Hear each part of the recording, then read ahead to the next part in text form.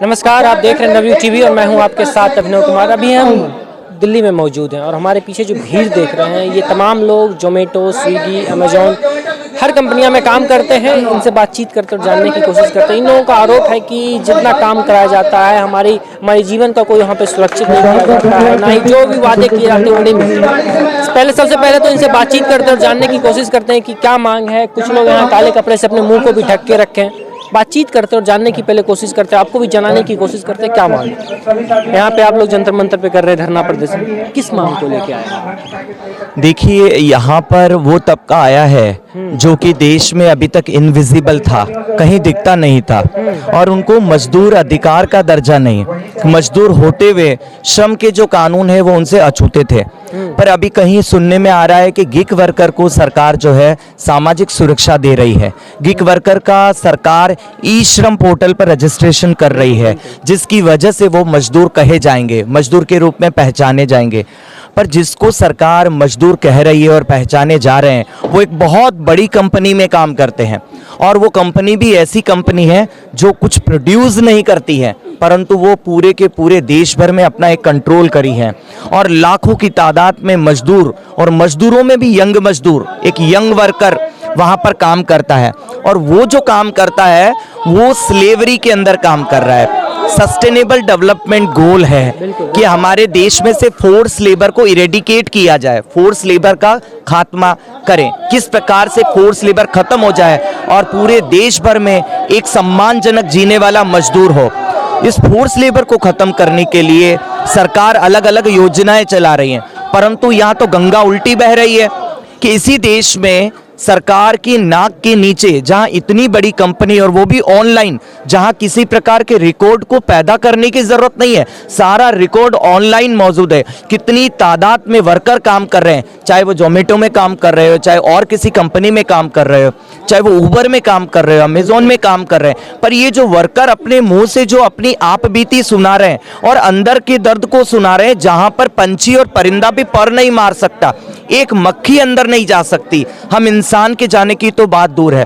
पर जहां इस देश का युवा जो आने वाले समय में इस देश की मजबूत रीढ़ की हड्डी बनेगा, इस देश को ऊंचाई पर, एक ऊंची मंजिल पर ले जाएगा, आज उस युवा का खून चूसा जा रहा है, उसको कमजोर किया जा रहा है। और सीधा सीधा कहें तो भारत की नींव को मजबूत करने की बजाय कमजोर करने का जो हथकंडा इन कंपनियों ने अपनाया है, जिस प्रकार से हमारे देश की ताकत को खत्म किया जा रहा है, वो अप्रत्यक्ष तरीके से आज यहाँ पर जंतर मंतर को पर हमारे इन साथी मजदूर साथियों को सुनने से पता चलेगा कि किस प्रकार से गुलामी का दौर दरवाजा एक बहुत बड़ी तादाद में खुल चुका है और गुलामों की संख्या बढ़ रही है। भारत गुलामों का देश बनता जा रहा है, आवाम बढ़ रहा है गुलामों का, परंतु सरकार को इसके बारे में चिंता नहीं है। जरा सोचिए, आज़ादी का देश अमृत महोत्सव मना रहा है, आज़ादी का 75वां वर्षगांठ मना रहा है, लेकिन उस हिंदुस्तान में हम जब भी हिंदुस्तान की बात करते हैं तो बड़ी बड़ी बातें होती है। हमारे देश के प्रधानमंत्री यशस्वी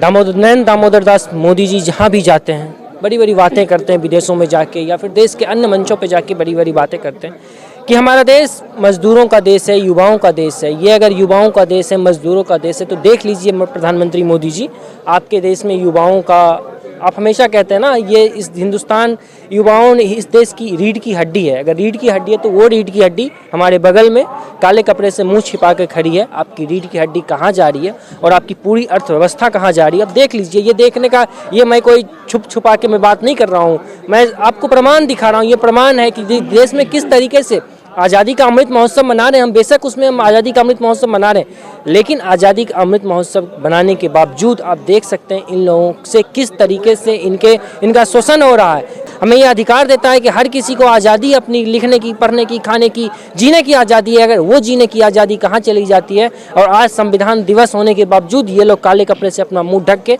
इस दिल्ली की ऐतिहासिक धरती जंतर मंतर से अपना प्रदर्शन कर रहे हैं। तो जरा सोचिए आपका देश किस तरीके से जा रहा। आप काले कपड़े लगा के खड़े हैं, क्या कहना चाहते हैं, क्यों काला कपड़ा लगा के खड़े हैं? अगर हम ये कपड़ा नहीं लगाएंगे तो मैं कंपनी वाले टर्मिनेट कर देंगे, बाहर कर देंगे। जरा सोचिए इनके पीछे का दर्द कि इनका कहना है अगर हम ये काला कपड़ा नहीं लगाएं तो मुझे टर्मिनेट कर दिया जाएगा, कल ये बेरोजगार हो जाएंगे। क्योंकि देश में हमेशा बेरोजगारी के दर लगातार बढ़ता जा रहा है, लेकिन सरकार के द्वारा और देश के अन्य गण्यमान्य मंत्रियों के द्वारा यह कहा जाता है कि हमारे देश में बेरोजगारी कहाँ है। ये तो महंगाई की भी जब बात हम लोग सरकार से महंगाई की बात करते हैं तो सरकार के द्वारा साफ तौर पर कहा जाता है देश में महंगाई नहीं, आप लोग जुमला पेश करते हैं। देख लीजिए ये आप देश में किस कदर बेरोजगारी बढ़ रही है, महंगाई बढ़ रही है, लेकिन आप लोगों की ध्यान इस ओर आकर्षित नहीं हो रही है। आप क्यों लगा के खड़े हैं? जी मैं भी इन्हीं के साथ आया हूँ और मेरा भी यही है कि अगर हम बिना मास्क के आएंगे तो कंपनी को पता पड़ेगा, वो हमें टर्मिनेट कर दें। सोचिए ब्लॉक कर देगी ऑल इंडिया के लिए ब्लॉक कर देगी। हम कभी भी जीवन में अपना अमेजोन ज्वाइन नहीं कर पाएंगे।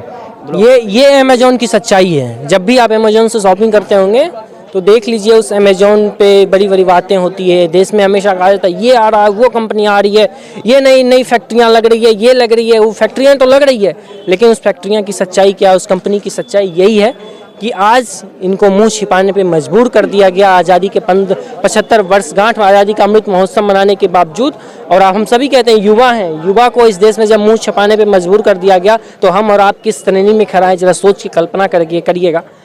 आपके साथ जो भी हुआ वो अब किसी के सामने छुपा हुआ नहीं है। क्या दुर्व्यवहार हो रहा है, क्या कंपनियों में क्या शोषण हो रहा है, खुल के हमारे दर्शकों को बताइए। कंपनी में शोषण ये हो रहा है कि एक तो मैनेजमेंट की लापरवाही है। अगर जहां पर पहले 10 लोग काम करते थे वहां आज आप 2 या 3 वर्कर लगा रहे हो काम करने के लिए। Mentally pressure plus physically pressure दोनों में बढ़ोतरी हो रही है, लेकिन वेतन में बढ़ोतरी ना के बराबर है। इसके अलावा हमें कितना वेतन मिलता है? वेतन 10,088 रुपए। 10,088 रुपये। जरा सोचिए इस महंगाई के युग में 10,088 रुपये अगर किसी को दे दिया जाए तो उस परिवार का कैसे भरण पोषण कर पाएंगे। ये युवा हैं, इनके कंधे पे हर किसी की जिम्मेदारी होती है। इनके कंधे पे इनके बूढ़े माँ बाप की जिम्मेदारी होगी, घर में एक बीबी होगी, घर में एक बच्चे होंगे, उनकी जिम्मेदारी होगी इनके पास। और आज ये काले कपड़े से अपने मुंह ढक के छुपा रहे हैं। जरा सोचिए इस 10,000 में अपने कैसे घर परिवार का भरण पोषण कर पाएंगे। क्या कहना चाहेंगे, किस ओर देश जा रही है? देखिए अभी हम नवयुग आ रहा है, प्रधानमंत्री खुद ये नवयुग की बात करते हैं और ये चैनल भी नवयुग के नाम से।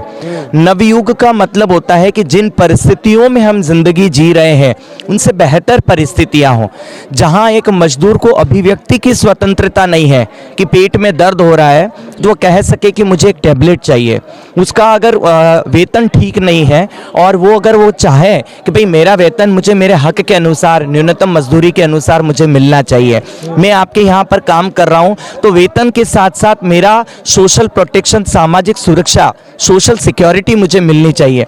अगर एक मजदूर खुलकर ये अपने एडमिनिस्ट्रेशन को, अपने ह्यूमन रिसोर्स डिपार्टमेंट को अगर न कह पाए तो फिर आप सोच सकते हैं कि कितनी बड़ी गुलामी की बू इस कंपनियों से आ रही है और ये बू जो है पूरे भारत में सड़ान पैदा कर रही है। भारत के माथे पर जो कलंक है वो कलंक को धोने का काम है हमारे देश के लेबर डिपार्टमेंट का।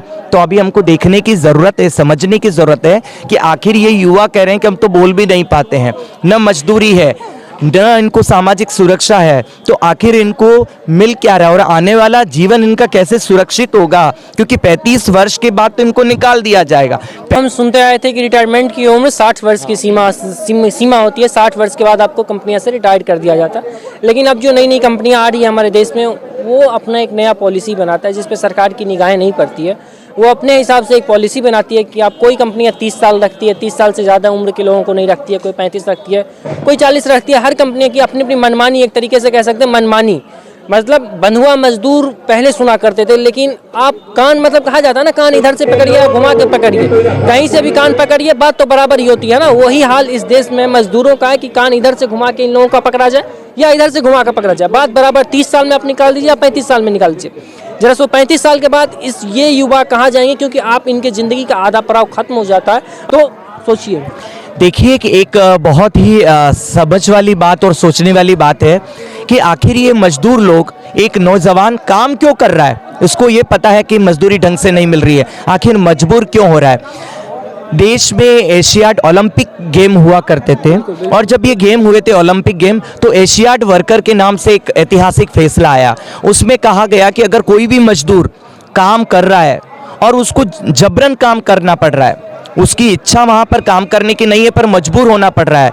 क्यों? क्योंकि उनके स्टेट ने उनको काम के अवसर प्रदान नहीं किए, तो उसको फोर्स लेबर और बंधुआ मजदूर माना जाएगा। तो अमेजोन में तो खुलेआम बंधुआ मजदूरी हो रही है, फोर्स लेबर भरा हुआ है, तो क्यों नहीं बंधुआ मजदूरी कानून के तहत इन तमाम मजदूरों के मुक्ति और पुनर्वास की बात की जाए, इन तमाम मजदूरों को मुक्त करवाया जाए, इन तमाम मजदूरों का पुनर्वास किया जाए, क्योंकि हमारे देश में तो बंधुआ मजदूरों के पुनर्वास की योजना है। जितने मजदूर काम कर रहे हैं ये सारे बंधुआ हैं, और इसके लिए तत्काल ही हमारे लेबर मिनिस्टर को जो है संज्ञान लेने की आवश्यकता है।